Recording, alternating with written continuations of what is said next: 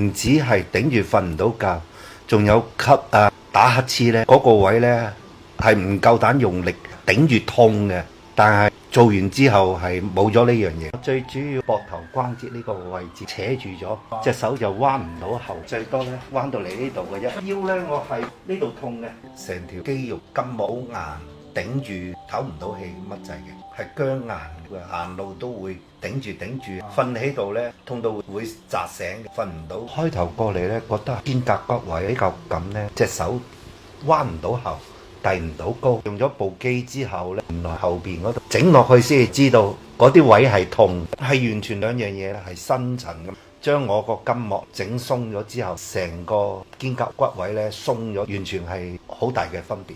去過做正骨啦，同埋做過針灸拔罐啦。當日就可能止到咳，就止唔到痛嘅，覺得冇乜效果。我係想揾啲醫好嘅方法。喺 Facebook 睇到有個伯伯廿幾歲，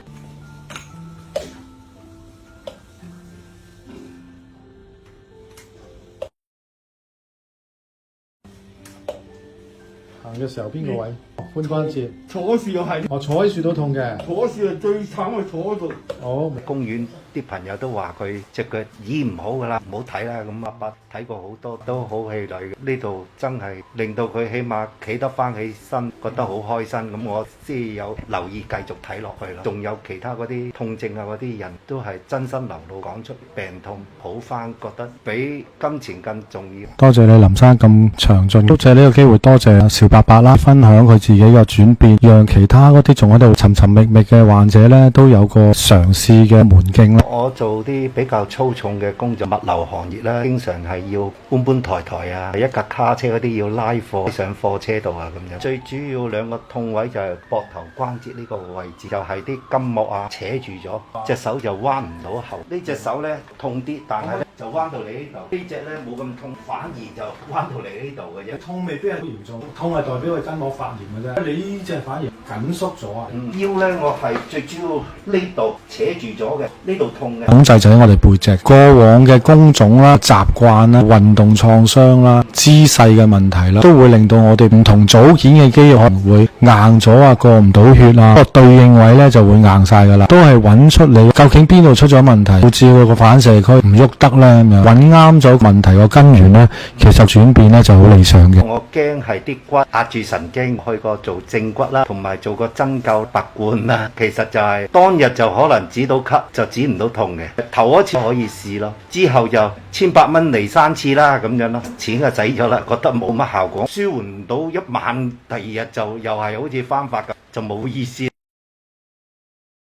第一次治療，我覺得條腰骨痛症嗰個位呢，嚟嗰陣成條肌肉筋膜呢好硬，頂住唞唔到氣乜滯嘅。做完之後呢，覺得鬆晒，唞氣呢好暢順，有6-7成效果俾到我，感覺到我兩隻手呢開始有啲血行翻，仍然都係有痛嘅，但係我相信應該嚟多1-2次應該會好快痊愈。多謝你嘅信任，俾3次機會自己，我會將你個總掣盡快打開，總掣係接駁我哋全身反射區橫膈膜嗰個位，筋膜骨骼嘅厚得好犀利。頭先幫你拆嘅時候，你都感覺到啊？係啊，好大嘅反應，係僵硬到咧自己係好辛苦嘅，行路都會頂住，瞓喺度痛到會扎醒，瞓唔到。拆嘅時候可能痛，但係拆咗之後一次嘅成效有好大嘅改變啊，都有6-7成。治療唔到核心呢一個效果，都唔知10幾次做唔做到。我都係要俾醫藥費嘅，所以嚟講我絕對唔會去做嘛，真係醫到我。自己呢個痛症呢，痛咗個幾2個月，係冇一覺好瞓過，所以好希望呢去到一個地方係幫我真正醫到嘅，所以好多謝阿張生，真係感受到起碼6-7成效果俾到我，希望完全醫好我，多謝阿張生。好啦，今日你做咗3 part 治療，係咪加咗手法？今晚早啲休息呢，聽日嘅收穫更加大，因為休息都係治療嘅一部分。好。第2次治療隔咗2日，腰旁邊嗰條筋膜鬆咗，仍然保持到嘅。今次呢就做埋膊頭後邊嗰紮筋膜，哇，感覺到好似自己充咗電，再鬆多一個部位啦。我比較嚴重，成個背脊好多都係揦住。我哋呢行其他同事都一樣，我有咁嘅病患呢，其實佢哋都差無幾，通病嚟嘅。都係好消息喎，唔係話冇得救喎。醫得好嘅，但係你有冇揾正門路可以醫到？而家就攞到6-7分到啦。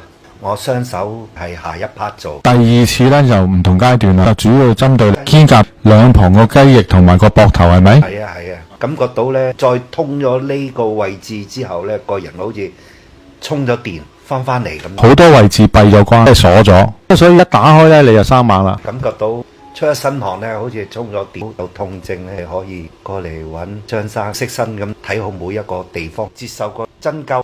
拔火罐啊，同你走兩下咁處理個痛點。係啦，當時夜晚咪會舒服啲咯，舒緩咗咯。但係就第二朝或者半夜已經開始又痛翻。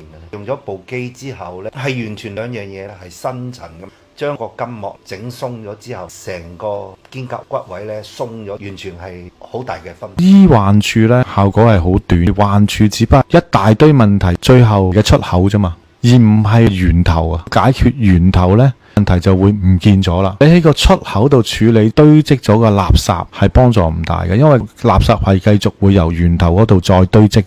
而家覺得係順咗啲血氣行翻，好似鬆咗通咗電咁啊！個感覺係好真實。多謝你嘅分享啊！